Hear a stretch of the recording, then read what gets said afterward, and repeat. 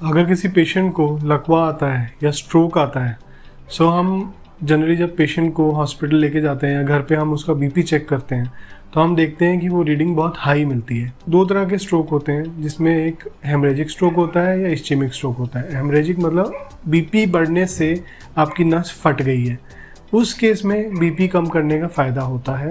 लेकिन अगर पेशेंट को बीपी बढ़ा हुआ है और उसकी नस ब्लॉक हो गई है, उसमें अगर हम बीपी कम करेंगे तो वो बहुत हानिकारक हो सकता है पेशेंट के लिए।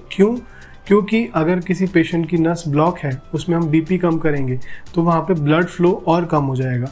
जब वो ब्लड फ्लो कम हो जाएगा तो जो एरिया डैमेज होने वाला है वो और बढ़ जाएगा। अगर ऐसा होता है तो पेशेंट को लकवा के सिम्टम्स या स्ट्रोक के सिम्टम्स बढ़ जाते हैं।